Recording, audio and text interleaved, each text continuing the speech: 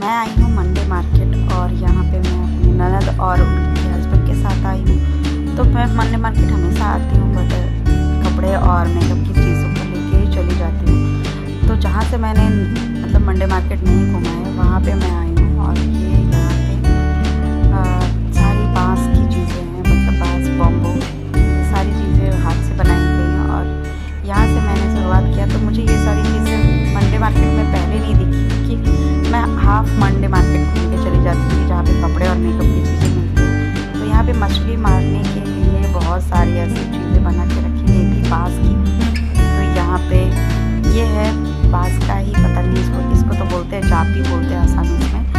तो ये जब धूप होता है, बरसात होता है, तो इसको लगा लेते हैं। और यहाँ पे ये सूप है और यहाँ मछली मारने वाला ही चीज़ें ज़्यादा दिख रहा था, जिससे मछली को रोका जा सकता है पानी में लगाने वाला। तो यहाँ बाँस उसकी बहुत सारी ऐसी चीज़ें थी जिसे मैंने फर्स्ट टाइम देखा था, क्योंकि मैं इधर आती नहीं थी। और मेरे ननद और नंदोई जो है वो लोग यहाँ पे पहले भी आए थे, तो घूम के गए थे पूरा मार्केट मेरे हस्बैंड के साथ। बट वो लोग बोले कि आधा मार्केट तुम घूमी हो तो आधा और चलो देख के आते हैं कि कहाँ जहाँ से तुम नहीं घूमी हो वो देखो। तो यहाँ पे बाँस की चीज़ें बहुत सारी चीज़ें मिल रही थी, तो हम वही देख रहे थे। नेट भी था, वो सारी मछली मारने वाली जो चीज़ें होती है ना, वो लगाने के लिए, मछली को रोकने के लिए, वो सारी चीज़ें ही ज़्यादा इस तरफ थी। फिर हम लोग चले गए वहाँ पे, पलंग बाज़ार बोलते हैं। तो वहाँ पे इसी बाज़ार मंडे मार्केट में ही लगता है, बट एक साइड में ये लगता है। तो यहाँ सारा चीज़ मतलब जो सागौन की का पेड़ होता है उस वो फर्नीचर है, सागौन का फर्नीचर है सारा। तो यहाँ पे सोफ़ा वगैरह, बेड वगैरह बहुत ही अच्छा क्वालिटी का है।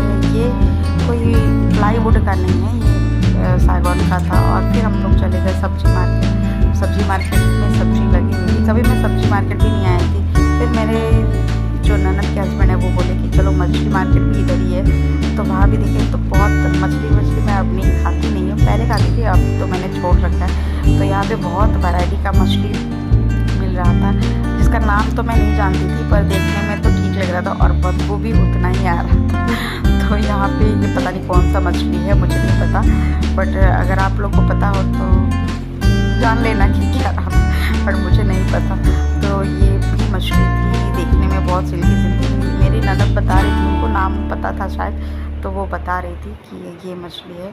और यहाँ पे कई वैरायटी की मछली थी, लोग खड़े भी थे लेने के लिए। तो बस मैं मुंह बंद करके, नाक बंद करके ये वीडियो बना रही थी और देख रही थी। मछली तो देखने में अच्छी लगती है देख के, और बहुत सारी वैरायटी का मछली था, नाम थी।